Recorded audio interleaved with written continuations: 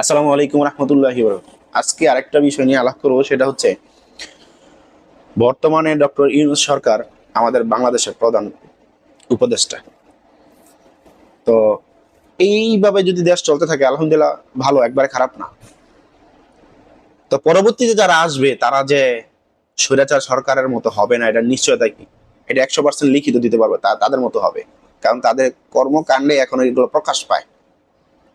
বিভিন্ন জায়গায় দেখি তারা সিন্ডিকেট করে, তারা মারামারি, হানাহানি, এইটা দখল, জায়গা দখল, বাড়ি দখল, টেন্ডারবাজি দখল, বিল্ডিং দখল, মানে সবকিছু তারা দখল করতেছে। তাদের নিজের সম্পত্তি আগে রেখে গেছিল 17 বছর, এখন তারা আবার ফিরে মানে এগুলা নিতেছে, বুঝা নিতেছে, মানে এরকম একটা হাবভাব।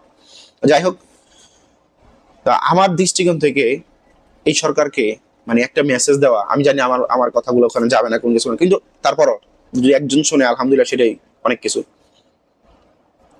মোটামুটি একটা পর্যায়ে একটা ভাঙা দেশটাকে, মানে একটা ধরেন ক্ষুধার্ত হায়না 17 বছর এটাকে তিলে তিলে তিলে তিলে খাইছে, খাওয়ার শেষে পুরোটাই খেয়ে ফেলছে, এখন তার পেট থেকে বের করাটা একটা কষ্ট। এই ভাঙা দেশটাকে জোড়া লাগাইতে অনেক কষ্ট। তো সেই চেষ্টা হচ্ছে, আলহামদুলিল্লাহ আমরা সহযোগিতা করবো সাধারণ পাবলিক, এবং তার কিছু কিছু জায়গায় ঘাটতি আছে, এগুলো পূরণ করলে আলহামদুলিল্লাহ ভালো। যেমন বর্তমানে দেশে সন্ত্রাস বেড়ে গেছে, দর্শক বেড়ে গেছে, চোর চামান্ডা বেড়ে গেছে। এটা কিন্তু আগে ছিল না, এরকম না, আগেতেই ছিল, আগেই ছিল, এখন বেড়ে গেছে বেশি। কেন? কারণ এই 17 বছর লাখ লাখ কোটি কোটি কোটি কোটি টাকা মালিক হয়েছেন আপনি, এখন আপনি যে এগুলা রাইখে পালাইছেন, এগুলা আবার ফিরে পাওয়া লাগবো না? এইটা ফিরে পাওয়ার জন্য কিছু টাকা খরচ করে কিছু লোকদেরকে ভাড়া করে তারা অরাজকতা বিশৃঙ্খলা সৃষ্টি করতেছে। এই জন্য আইন শৃঙ্খলা বাহিনীর যেটা করণীয় আমার দৃষ্টিকোণ থেকে, কিছু লোক যারা কিনা একবার মার্ক করা, তাদেরকে কিছু ফালাই দিতে হবে। ফালাই দিলে দেখবেন মোটামুটি চুপ হয়ে গেছে অনেকে। এই ফালাইবেন না, আদর্শ করে নিয়ে ভরে রাখবেন, মনে করেন তাইলে ঝামেলা বাড়বো। মানে বিচার তো হইতেছে না, কিছুই হইতেছে না, আর সমস্যা কি? অপরাধ করি, একটা করলে যেটা, দুইটা করলে তো এইটাই। তো এটাই, তাদেরকে চান্স দেওয়া যাবে না, কিছু কিছু ক্ষেত্রে তাদেরকে ফিনিশ দিয়ে দিতে হবে, তাইলে মনে করেন দেশ চালানো সম্ভব। এই যে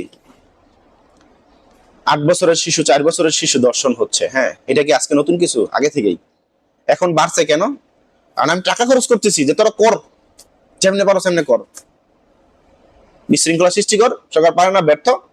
আমরা স্বৈরাচার যারা আছি, বর্তমানে যারা আছি, আমরা কোন দেশ পারতেছে না, উনি আমাদেরকে দিয়ে দেন, আমরা চালাই, মানে তারাই করতেছে, আবার তারাই বলতেছে। বিষয়টা কিন্তু এরকম। এই জন্য আইন শৃঙ্খলাটা আরেকটু শক্ত হওয়া দরকার, আরেকটু শক্ত হওয়া দরকার। কয়েকটা দাবদুব ফালাই দেন ফখরুলের মতো, সব ঠান্ডা হয়ে যাবে, সব ঠান্ডা যাবে। আর বিচার 5ই আগস্টের যে বিচার কার্যক্রম আছে, এটাকে যত দ্রুত সম্ভব এটা শেষ করতে হবে।